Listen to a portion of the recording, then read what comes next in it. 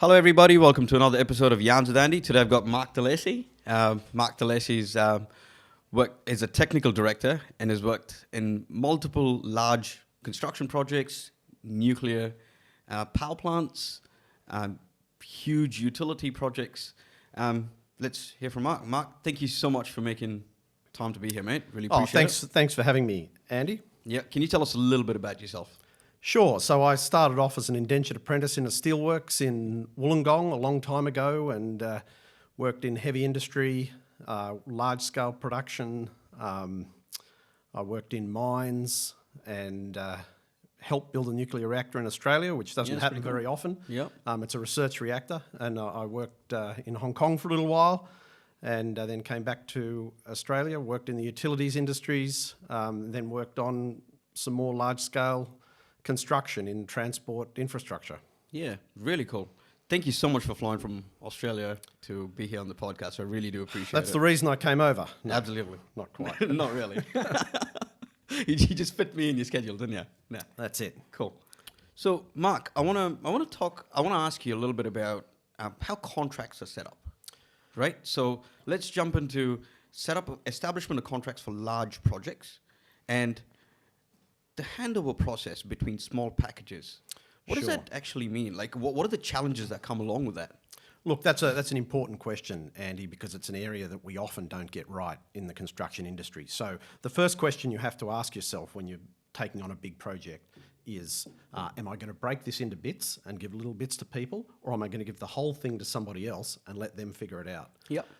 Even if you give the whole thing to somebody else, they're going to break it up into bits. That's what has to happen next, right? Yes. And even on a small project, if you're building a house, you need a plumber and an electrician to work in there, and you've got to coordinate that work too. So the first question is, why am I breaking it up into bits? And it may be because you need different skill sets to do different bits of the job. Yep. That's one of the main reasons why we'd break things up. If you're going to break a big job up, the very first thing you have to ask yourself is, who is going to be responsible for putting it all back together at the end and making it work? So that person is often referred to as the integrator, and they're responsible for making the thing work at the end. So if you're building an airport, someone might build the runway, someone else will put in the lighting system, which is very complex to get the planes going in the right directions. Someone else will put the terminal building in, and then the ventilation's got to go in, and all the passenger systems and the baggage handling. So they'll all often be done by separate providers. Absolutely. And so putting that back together becomes very, very important. So in thinking about how you break the job up, you have to sort of make sure that everybody understands what they're doing. And that is the critical piece of this. And it sounds simple, everyone needs to know what they're doing, but the points that it gets complicated are at the interfaces. So where the two contracts touch up against each other. So first of all, have you contracted the right package of work? And has it been coordinated with the other people that are doing bits of work? And usually the person doing that, so the end owner, doesn't know the detail of those interfaces, because that's not what they do for a job. That's what the people they're contracting to do. And is the budget right? Is the schedule right? Is the sequencing right? I've worked on a job where a crane turned up to do a lift, and it was going to be set up on a bridge, and there were pictures of it being set up on a bridge embankment. It was all ready to go. The crane turned up and the embankment hadn't been built yet. Oh, wow. So somebody forgot to build the embankment? They didn't forget. They were just going to do it later. Oh, in their schedule. Nobody had told them that the crane was... So that coordination is really, really critical. So let's just talk about that one example for a little bit and dig into it a little bit more. Sure. So the crane was meant to be sitting on a bridge.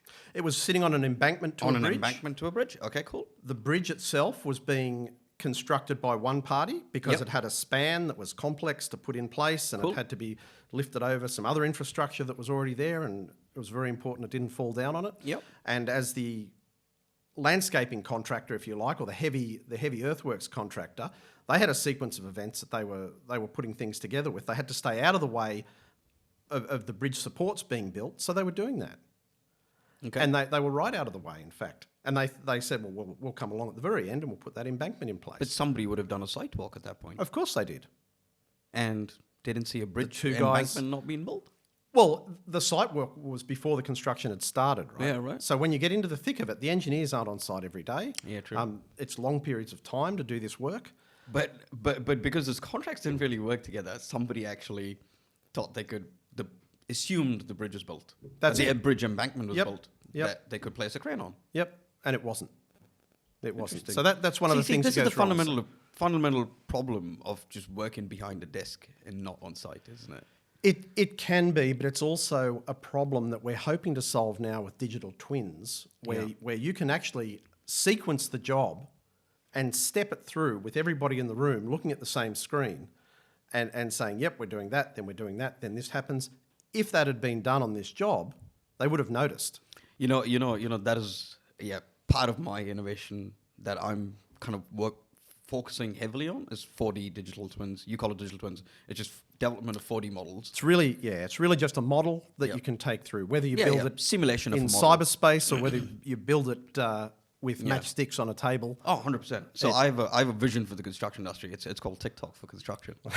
Okay. Yeah. Maybe we'll hear more about that another time. Yeah, it's really simple though. I just want to break down small videos or sequences of events to communicate to the people on site that, rather than doom scrolling TikTok, you doom scroll your construction methodology.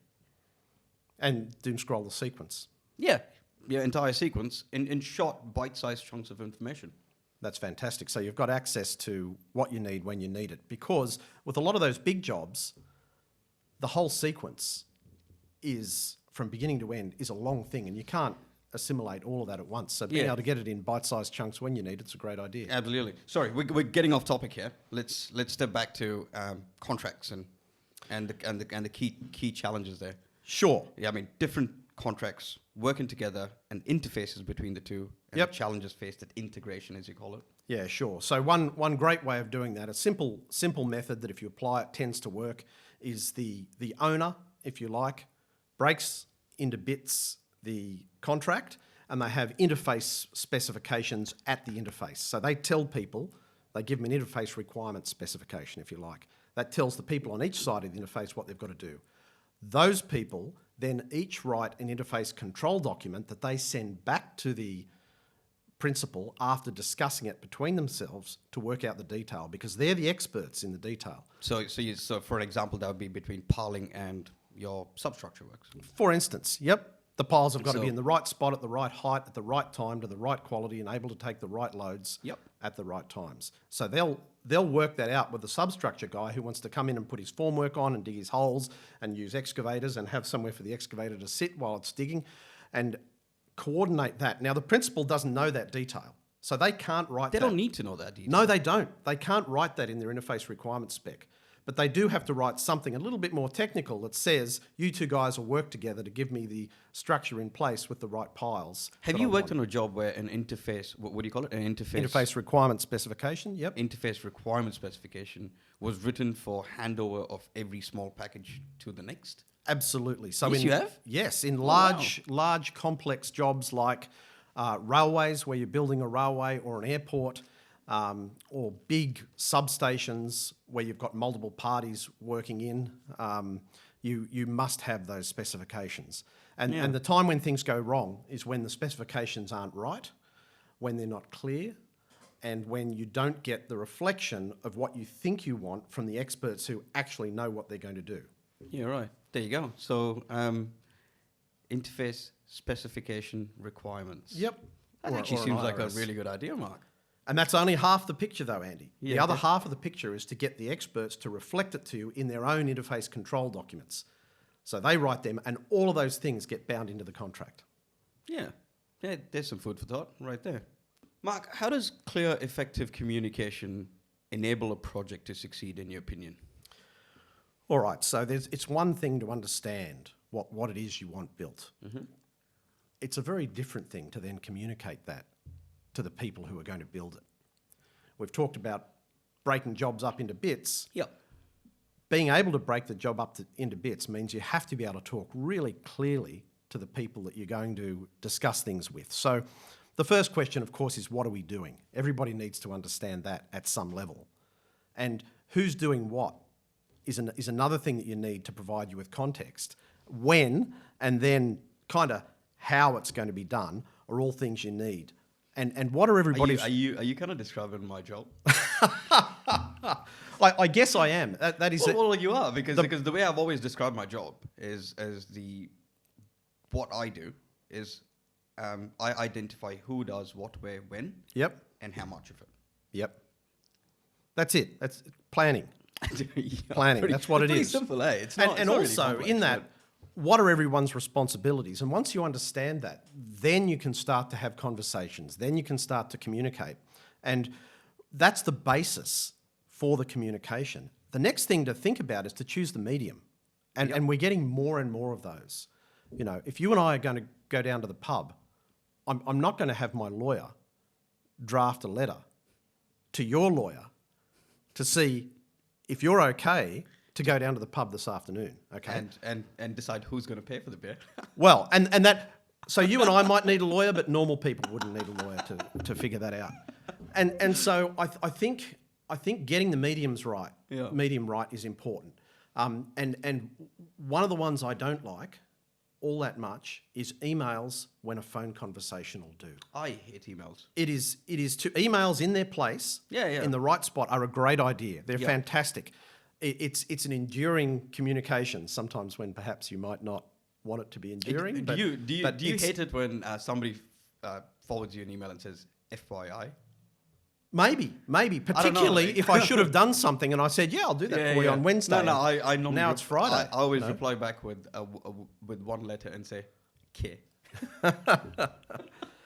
So getting the medium right is important. 100%. Yeah. And if you're going to use the medium, you need to use it, right? But okay, so let's talk about some effective mediums. Sure. Yeah. What do you believe are effective mediums? Okay. That should be employed in a construction project. I think complex construction. Sure. I think just about every medium, and that's a great question. Just about every medium has its place. Yep. What do you want for lunch? To somebody on a construction site can be a text, right? If you're sending someone, or you're going to the shop to the cafe to get lunch for people, sending a text to somebody who you know is 15 floors up on a building site is a great idea of getting very clearly what they want, especially when you know it might be noisy. Yep. Okay. Given the rules around use of phones on sites and making sure people can be safe when they communicate, I think that's a great way of talking to somebody. Ringing somebody up to ask them about a variation in a contract that costs hundreds of thousands of dollars is not a great way of doing it. So you've got to choose the right medium for the right environment, and then you've got to use that medium. So where it's noisy, talking on the phone can be fraught with danger. Text messages are great where they're short and sharp. Teams and Zoom are fantastic. But Andy, Teams has got a camera.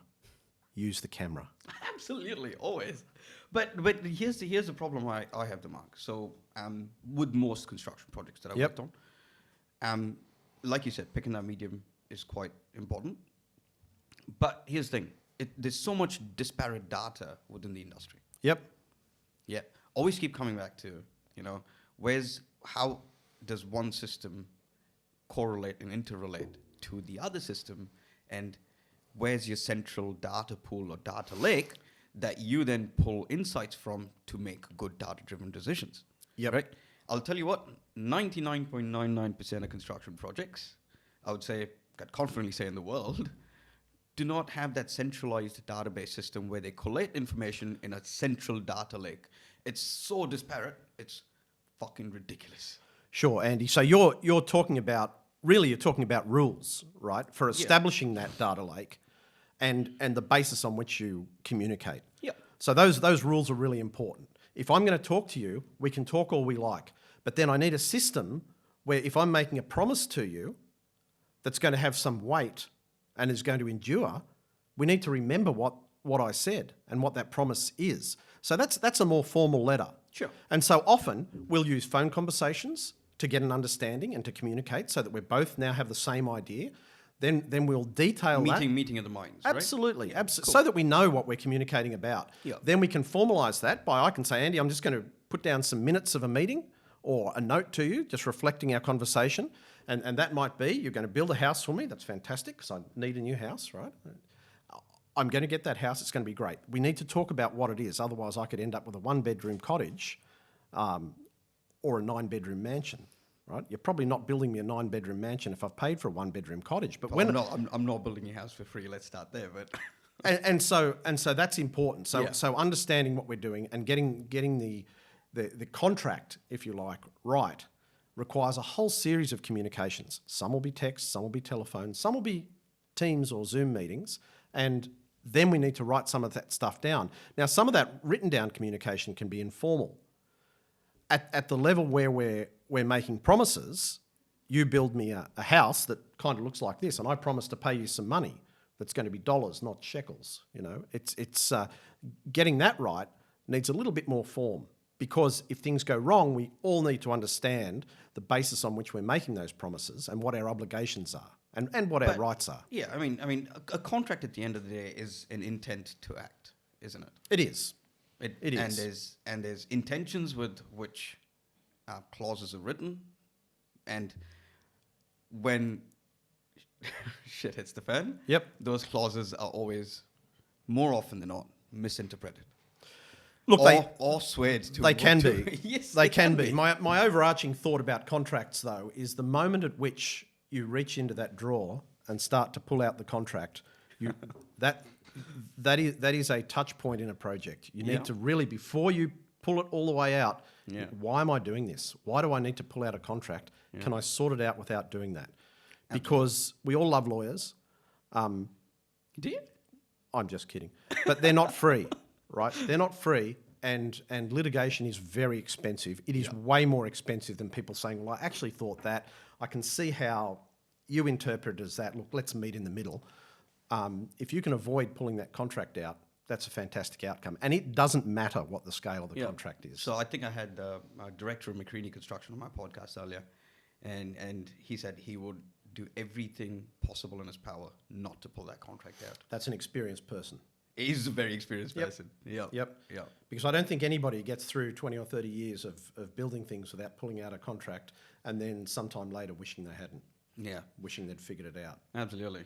Because often nobody gets what they want. Yeah. Except our friends, the lawyers. They get paid. Hey, anyways, that was some pretty cool insights, mate.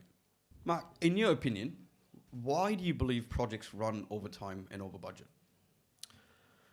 Look, there are a lot of reasons, Andy. Can you go back to your experience and give us some Sure. examples? I think that principals not understanding what they actually want Yep.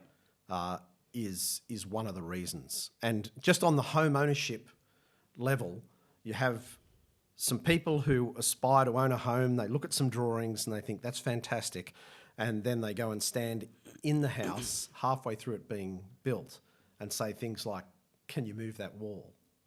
Right? Now, erasing some lines on a piece of paper is cheap. Moving a wall becomes very expensive. Absolutely. So understanding what you want before you start is really important. The next thing is not communicating what you want clearly. So the person who is doing it needs to understand from the person who wants it done what it is that they want done. And getting that right is very important. And we do that through a series of specifications and details and examples and sometimes mock-ups or reference to existing projects. So we go to a lot of effort to try and get that right. And we still don't always. And then you need to break the job up into bits to give it to the different parties that are going to do it.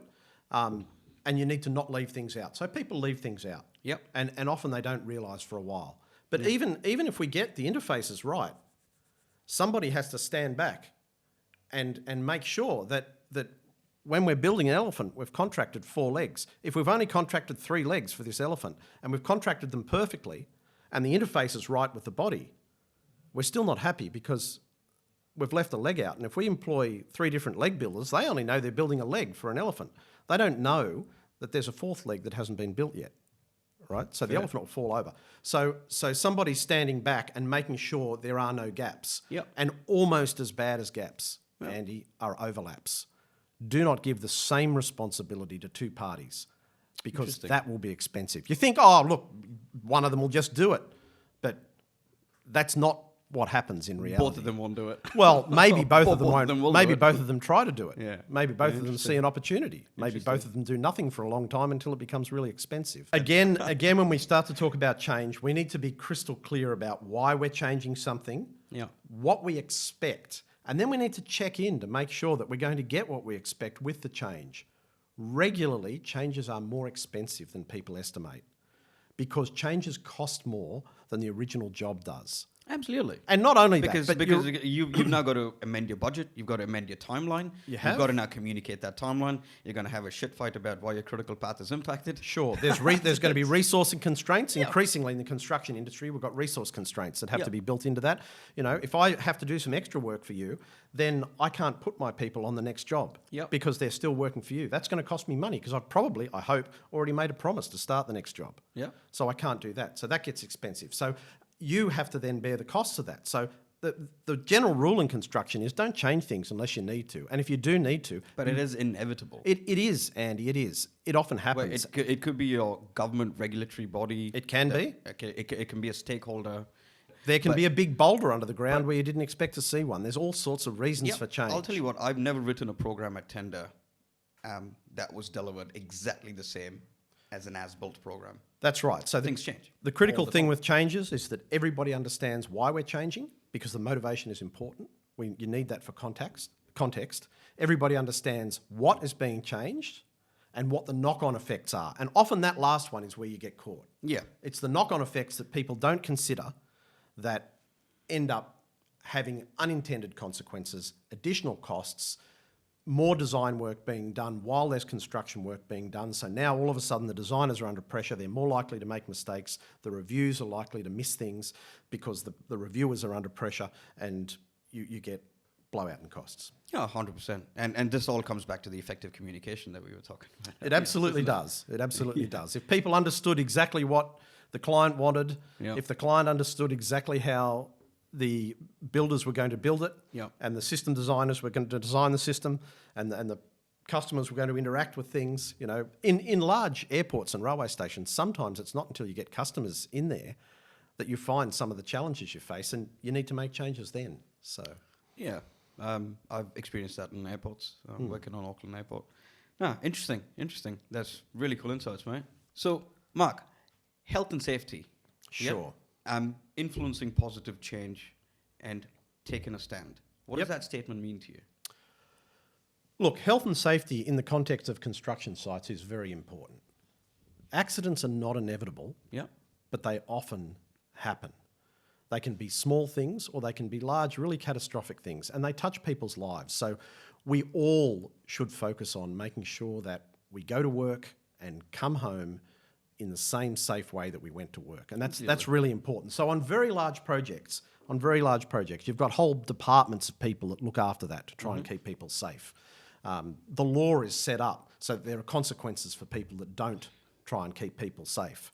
There are dashboards, there are KPIs, there's inductions, there's all sorts of things. So in all that machinery on a construction site, sometimes you can get lost in that if you're not careful. And it can be the big initiatives being very important, but little things can make a difference occasionally. And I hark back to a time when I worked in the steelworks in Wollongong, and they had some DuPont safety advisors come along and talk to us about safety culture. And, you know, I was given the job of guiding this old guy around because I kind of knew the plant and he knew what safety was, and they were trying to introduce safety glasses as mandatory. He said, how long ago were you talking about? It's a few years ago, Andy. More than 3. Yeah. And this old guy used to listen to people on the plant. Yeah. And he said, look, I've heard every argument. The glasses fog up. They are uncomfortable. They hurt my ears. He said, I could give you 100 arguments. And in the end, what I say to people is, here's the special spray that's anti-fogging, and I give it to them, and here's the 5 different pairs of safety glasses you can try on and you can wear, and most companies are pretty good with that.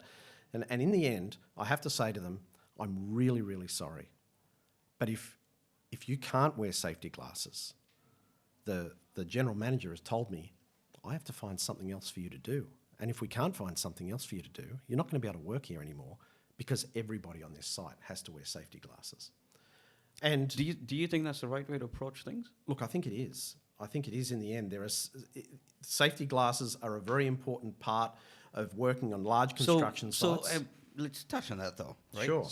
So you've threatened his job because he's not putting on PPE.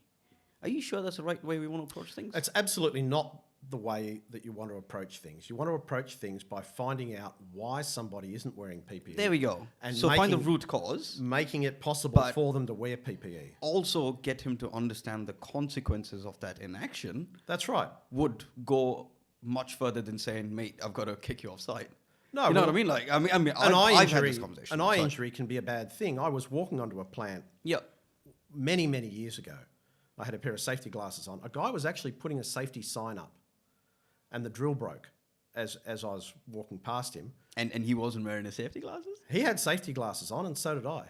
And a piece of the drill hit my safety glass. Did it? Actually. A tiny little piece of the drill. And in fact, the safety advisor was so excited about it, he came along and took it away and varnished it and said, this is going to be my example for the next 10 years. But yeah, that was a plant in Western Sydney. And I was just casually walking past. And I was on a walkway where I probably didn't need to have safety glasses on. So your live example of how safety Yeah, glasses it actually could save have your eyes. cut my cheek or something. Or it could be Could have- worse. Could have gone in my eye, yeah. Yeah, who knows? Yeah. So look, there are the consequences are not just that somebody will get grumpy at you, right? No, it's not. But that's the thing. It's behavioural, isn't it? So Oh, look, it is. It's about how do we convince these people that it's for their own safety, And get them look, home safely every day. a lot of But yeah, a lot of rather safety is than like rather that. than having to threaten them with saying, Sure, "I'm going to sure. kick you offside. You Yeah. need to find another job." You know what look, I mean? and that goes for everybody, Andy. If you go and stand at a train station that doesn't have platform screen doors, you'll see signs that say "Do not walk across the tracks." Yeah. Right, it's pretty important. Mind It's the pretty gap. important that people don't. Yeah, mind the gap. These things are pretty important. You can find videos of people falling down in pretty small gaps or dropping kids in small gaps between a train and a platform, and that's why modern trains, metros in particular, are pretty careful. There's whole groups of people that'll talk to you all day about how many millimetres wide the gap is allowed to be and why that's important and why the train has to come in straight and shouldn't be on a curved platform. There's a bunch of science and engineering around trying to reduce the size of those gaps. Interesting. Yeah. All right, mate. Just to wrap that up, then. So, what does that making a stand? That sentence actually. So mean to you? it's the small things. It's about doing things personally day by day. One of the great examples the DuPont guy gave to me in the days we were spending walking around the plant was he said, when you go to the supermarket, you can tell the DuPont families because when they put the shopping in the car, it always goes in the boot. It never goes in the back seat. And if you look Why on is the that? back seat, you'll never see an umbrella sitting on the back seat because if they're in an accident, then that shopping can become a projectile. You know, a watermelon in the back of the head is funny in a TikTok video, but less funny if it's going 80 kilometres an hour. So an umbrella, of course, can end up going through somebody. Wow. So That's in something an I never accident. thought about, actually. Very simple thing. Put your A- groceries and in the boot. Put not your in the back groceries in seat. the boot, not in the back seat. Yep. Get off the phone as you're crossing the road. Really simple one. If you've got to watch that TikTok, wait until you're across the road, just in case. Yeah. Little things. It's the little things that make a difference. That builds towards a culture of everybody being safe and people just putting the safety glasses on and not questioning it. And actually wearing safety glasses, not normal glasses. Yeah. Small things, but they small make a things. big difference. Absolutely, man. Absolutely. That's some key lessons to take away from there. Yep.